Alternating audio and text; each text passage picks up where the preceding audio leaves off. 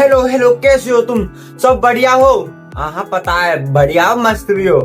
And आज से कुछ दिन पहले मैंने एक वीडियो बनाई थी एक्सटेंट एनिमल से रिलेटेड। मतलब ऐसे ऐसे जानवर देखे थे हमने जो हमारी धरती पे रहते थे और इतने खतरनाक, इतने शक्तिशाली थे। अगर तुमने सामने से देख लिया होता ना तो कसम से तुम्हारे पेंट में से सुसु की टट्टी निकल जाती, टट्टी। हाँ, तो फिर से आज हम देखने वाले हैं एक्सटेंट एनिमल जो कि इस दुनिया में रहते थे, बट वो इस टाइम अब नहीं है।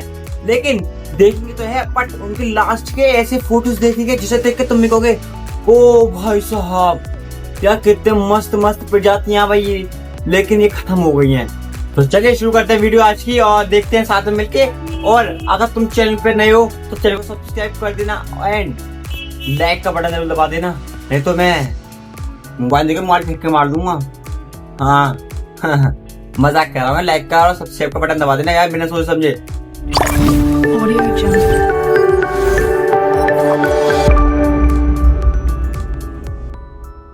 दोस्तों, आमतौर पर एक्सटिंक्ट हो चुके जानवरों का आखिरी सबूत सिर्फ उनके फॉसिल्स ही होते हैं। उन्हीं फॉसिल्स के आधार पर हम उनके साइज, रूप और बनावट का अंदाजा लगाते हैं। यहाँ तक कि आज भी वैज्ञानिकों को इस बात को लेकर कंफ्यूजन है कि टी-रेक्स की स्केल पर पंख थे या नहीं। लेकिन आज के इस वीडियो में हम आपको कुछ ऐसे दुर्लभ जानवरों के बारे में बताने वाले हैं जिनकी आखिरी यादें किसी फॉसिल्स में नहीं बल्कि असली फोटो और वीडियो में रिकॉर्डेड है। ये वीडियो इस टॉपिक का दूसरा पार्ट है और पहले पार्ट को तो आपने ढेर सारा प्यार दिया था। ये वीडियो भी काफी इंटरेस्टिंग होने वाली है, तो बने रहे वीडियो के अंत तक। द ग्रेट ऑक। दोस्तों, क्या आपने कभी एक ऐसा पक्षी के बारे में सुना है जो पेंगुइन जैसा दिखता था? ये पक्षी भी उड़ नहीं सकता था और इसका नाम था द ग्रेट ऑक। एक शायद भाई ये पेंगुइन की मतलब प्रजाति हो सकती है जो कि मतलब इसके पूर्वज हो सकता है पेंगुइन के, शायद। बिकॉज जब इसका शेप, साइज अब पेंगुइन जैसा है ना सिर्फ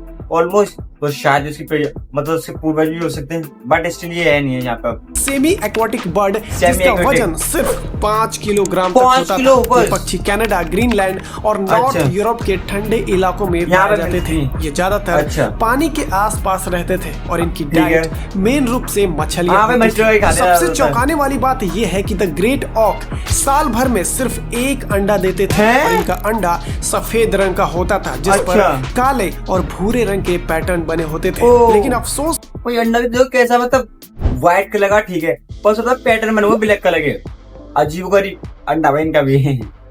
इसकी बात यह है कि इंसानों की लालच ने इस पक्षी को हमेशा के लिए एक्सटिंक्ट कर दिया। लोगों ने सन 1800 के शुरुआती दौर में इसका हद से ज्यादा शिकार किया, कभी मांस के लिए तो कभी इनके सुंदर पंखों के लिए, और धीरे धीरे इनकी संख्या घटती गई और आखिरी बार इन्हें 1844 में आइसलैंड के पास एक छोटे से आइलैंड पर देखा गया था। उस वक्त कैमरा मौजूद नहीं था, इसलिए इनकी कोई असली तस्वीर आज भी हमारे पास नहीं है। हालांकि इनके फैदर और हड्डियां को संरक्षित करके लंदन के नेचुरल हिस्ट्री म्यूजियम और रॉयल टेरिस म्यूजियम में आज भी संभाल कर रखा गया है। भाई इनके फोटोज, भाई नई फोटोज है ना ही इनकी वीडियोज है, बट इनके पता फॉसिल्स हैं जो कि भाई म्यूजियम में, और वो भी लंदन के। भाई लंदन बढ़िया।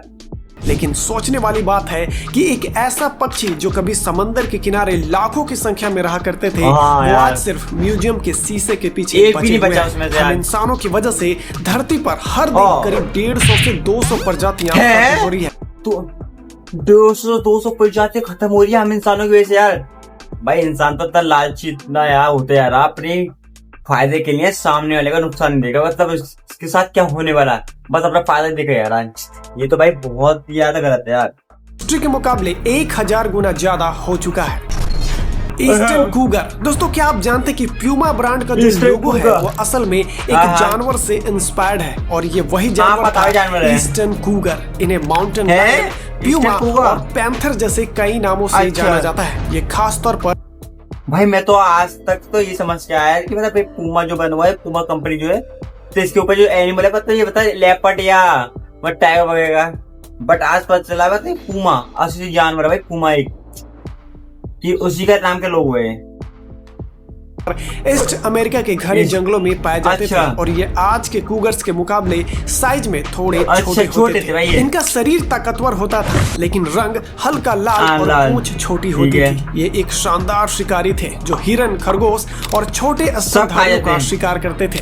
ईस्टर्न कूगर अपने इलाके के एपेक्स प्रेडेटर माने जाते थे, यानी एक ऐसा शिकारी जिसका कोई प्राकृतिक दुश्मन नहीं होता। लेकिन इसके साथ भी जो हुआ वो बेहद दुखद था।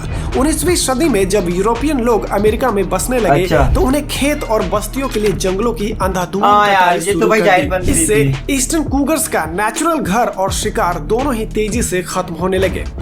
भाई जाहिर सी बात है, जो इंसान जिस हैबिट में रह रहा तुम उसके घर पे आ गए, मतलब उसका और एटमॉस्फेयर सब ना तुम उजाड़ दो, फिर वही कैसे सर्वाइव कर पाएगा। अब भाई जंगलों के बीच में रहते थे, भाई शिकारी जाके पता है फिर वो काट दिए, फिर क्या हुआ ये वहां तक बेघर होगा, फिर एक दूसरे को खाने लगे, फिर ऐसे एक करके सब खत्म हुए। भूख लगने पर जब ये कूगर इंसानी बस्तियों के आसपास आने लगे और भेड़ बकरियों का शिकार करने लगे तो किसानों और वहां के पशुपालकों ने इन्हें खतरा मानकर इन्हें धीरे-धीरे खत्म करना शुरू कर दिया। और अंत में 1938 में अमेरिका के मेन स्टेट में आखिरी ईस्टर्न कूगर को मार दिया गया। हालांकि इसके बाद कई सालों तक इनकी कुछ अनऑफिशियल स्पॉटिंग होती रही, लेकिन 22 जनवरी 2018 को US fish and wild life service ने इसे ऑफिशियल रूप से एक्सटिंक्ट घोषित कर दिया।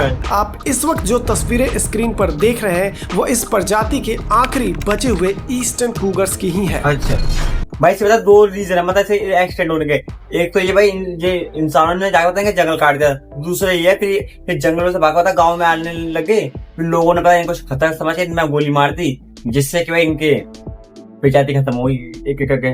और 2018 में इसको एक्सटेंड ही मतलब बता दिया, एक्सटेंड हो गई एनिमल। वेस्टर्न ब्लैक राइनो दोस्तों, अफ्रीका की धरती पर कभी एक ऐसा गेंडा रहता था जिसे हम वेस्टर्न ब्लैक राइनोसोरस के नाम से जानते हैं। ये आज के राइनो का ही एक स्पीशीज थी जो खासतौर पर वेस्ट और मिडिल अफ्रीका के जंगलों में पाई जाती थी। इनके शरीर पर मोटी सिलवटों वाली भूरे ग्रे रंग की स्किन होती थी जो दूर से देखने पर ऐसा लगता था जैसे किसी ने आर्मर पहन रखा हो। इनके सिर पर 2 सींग होते थे जो केराटिन नामक सब्सटेंस से बने होते थे। ये वही मटेरियल है जिससे हमारे बाल और नाखून बनते हैं। ये पूरी तरह हार्बीवोरस थे और इनका खान पान मेनली घास, झाड़ियां और छोटे पौधे हुआ करते थे। वेस्टर्न ब्लैक राइनो हजारों सालों तक अपने नेचुरल हैबिटेट में शांति पूर्वक रह रहा था, लेकिन तभी कुछ देशों ने खासकर चीन और वियतनाम में इनके सींगों को चमत्कारी दवाओं का सोर्स माने जाने लगा और अचानक इनका शिकार जबरदस्त रूप से बढ़ गया। हालांकि साइंटिफिक तौर पर इन सींगों के किसी भी इलाज के काम में आने का कोई प्रमाण नहीं है, फिर भी ये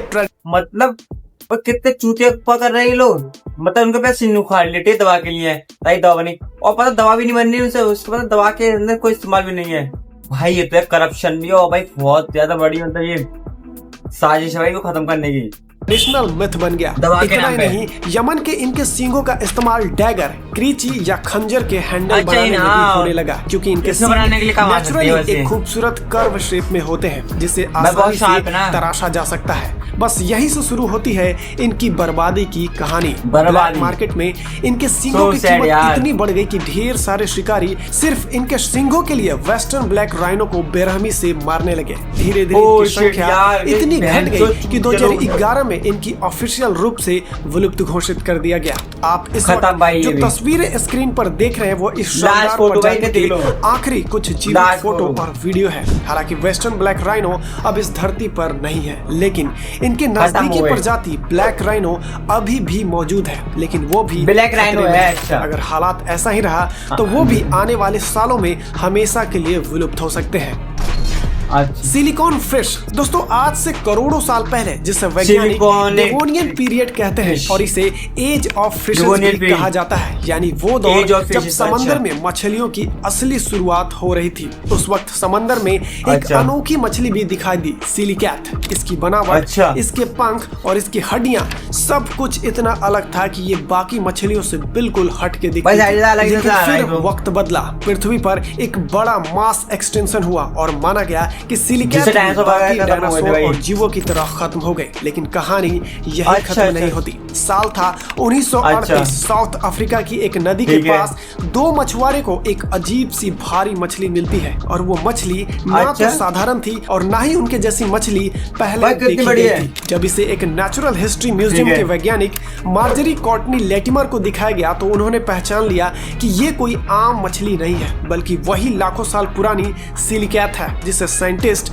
पहले ही एक्सटिंक्ट मान चुका था। इस घटना के बाद सिलिकैत को लिविंग फॉसिल्स का नाम दिया गया, क्योंकि ये एक ऐसा जीव था जो करोड़ों साल से वैसा ही बना रहा। अब ऐसा माना जाता है कि सिलिकैत आज भी हिंद महासागर के गहरे पानी में, खासकर अफ्रीका के आसपास जिंदा है, लेकिन ये भी बेहद दुर्लभ और खतरे में है। पैसेंजर भाई ऐसी प्रजातियां हमारी इस दुनिया में कि भाई अभी हमको पता 10% पता चला, मतलब इनके एनिमल्स पर 90% तुमको पता, अभी 90% हमें पता है, मालूम भी नहीं होता कैसी कैसी प्रजातियां और कैसी कैसी हैं। और ये देखो लाखों करोड़ों साल पहले वाली मछली थी, और भाई इसको जाकर इसका फॉसिल मिला, और वो भी पता कैसे मिला है, साबुत, जिसे पता गोश्त भी भरा हुआ है। ये नहीं मतलब उसमें हड्डी गोश्त भी है। पर सोचो पहले कुदरत ने बना गया उसको, उसने उसको ऐसी कैसी रखा है, इसे गोश्त तक निकलवाया। दोस्तों आज से 100 साल पहले नॉर्थ अमेरिका के आसमानों में एक परिंदा उड़ता था, पैसेंजर पिजन। इनकी तादाद इतनी ज्यादा थी कि जब ये झुंड बनाकर उड़ते थे तो सूरज की रोशनी तक ढक जाती थी। लोग बताते हैं कि इनके मतलब इतना बड़ा झुंड की मतलब चलते हैं वो तो सूरज की रोशनी भी मतलब गायब हो जाती है। वाह क्या एनिमल है। झुंड को ऊपर से गुजरने में घंटों लग जाते थे, यानी ये परिंदे लाखों की संख्या में हुआ करते थे। लेकिन फिर इंसानों की भूख ने वो किया जो बिल्कुल नेचर के खिलाफ था। इस पक्षियों को एक समय के बाद तेजी से शिकार होने लगा। इनका शिकार सिर्फ शौक के लिए नहीं बल्कि लोगों को हर रोज खाने का हिस्सा बन गया। सुबह का नाश्ता, दोपहर का खाना और रात का डिनर, हर जगह बस यही पक्षी परोसे जाने लगा। उसके बाद धीरे धीरे जो परिंदा कभी पूरे आसमान को ढक लेता था वो मात्र गिनती के चंद रह गए। और फिर आया वो दिन 1 सितंबर 1914, अमेरिका के सिंसिनाटी जू में मार्था नामक एक पैसेंजर पिजन की मौत हो गई, और वो आखिरी पैसेंजर पिजन थी। और उसी दिन से इस पूरी प्रजाति को एक्सटिंक्ट यानी विलुप्त घोषित कर दिया गया। स्क्रीन पर आप मार्था की आखिरी तस्वीर देख सकते हैं। इंसानों की लालच और लापरवाही का जीता जागता सबूत है। सही बात क्वागा।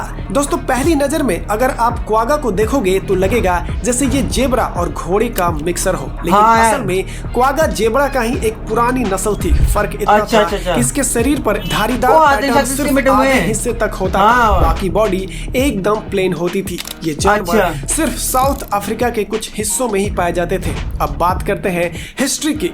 1600 से लेकर 1700 के बीच इंग्लैंड और नेदरलैंड के बीच लगातार जंग चलती रही, लेकिन जब 1800 के आसपास डच और ब्रिटिश आपस में सुलह करते हैं तो दोनों मिलकर अफ्रीका में अपने कदम जमाने लगते हैं, और यहीं से शुरू होता है क्वागा का शिकारी दौर। इस दुर्लभ जानवर को बड़े पैमाने पर मारना शुरू किया, कभी चमड़े के लिए तो कभी मांस के लिए तो कभी बस शौक के लिए। साल 1883 में एम्स्टर्डम के एक जू में आखिरी क्वागा की मौत हो गई। उसके बाद जब उस जू ने दोबारा कोई क्वागा मंगवाने की कोशिश की तो पता चला कि अब पूरी दुनिया में एक भी क्वागा बचा ही नहीं है। बस कुछ तस्वीरें, कुछ स्केच और म्यूजियम में पड़े स्किन के सैंपल ही आखिरी निशानियां रह गई। सोचिए अगर उस समय शिकार पर रोक लगी होती तो शायद आज क्वागा भी हमारी दुनिया का हिस्सा होता। तो दोस्तों ये थे दुनिया के कुछ दुर्लभ विलुप्त हो गए जानवर जो कभी इस दुनिया में अपनी जिंदगी जिया करते थे, लेकिन इंसानों के लापरवाही और कुछ के कारण आज वो दुनिया से हमेशा के लिए खत्म हो गए। वीडियो के इतने अच्छे एनिमल यार एक्सटेंट हो गए यार, जिसको देख के दिल भी करता है क्या मस्त जानवर है। बट इंसान की लालच और यार चूचियापा की वजह से यार बहुत ही बड़ा नुकसान हो गया। ऐसी ऐसी प्रजाति खत्म हो गई जिसको भाई हमने अभी तक देखा तक नहीं है, बस उनके नाम ही सुना। बट हम तो पता किस एनिमल को जानते हैं, हम लोग पता जो आज की जनरेशन जो है टाइगर, लायन, जिराफ वगैरह ऐसे एनिमल को जानते हैं। हमको तो मालूम ही नहीं थे मतलब ऐसे ऐसे एनिमल भी जिंदा हैं भाई, इतने खतरनाक, इतने मस्त भाई। ऐसी ऐसी बर्ड्स भी हैं जो भाई इनका इतना बड़ा झुंड होता है भाई, लाखों के हिसाब से जब वो आसमान में उठते तो भाई सूरज भी ढक जाता है उनके झुंड की वजह से। बट भाई मौसम और वक्त ऐसे गुजरता गया भाई, मौसम के साथ साथ और इंसान के लालच के साथ साथ इनकी प्रजातियां भी खत्म हो गई। और भाई पता भी नहीं है किसी को आने वाले समय में भाई क्या होने वाला है। भाई कौन कौन से प्रजाति इंसान खत्म कर देगा, फिर लालच के लिए, अपने मतलब के लिए। और अगर तुम चैनल पे नए हो तो चैनल को सब्सक्राइब कर देना एंड लाइक का बटन जरूर दबा देना, नहीं तो मैं मोबाइल लेके मोबाइल फेंक के मार दूंगा। हाँ मजाक कर रहा हूँ। लाइक का और सब्सक्राइब का बटन दबा देना यार, बिना सोच समझे।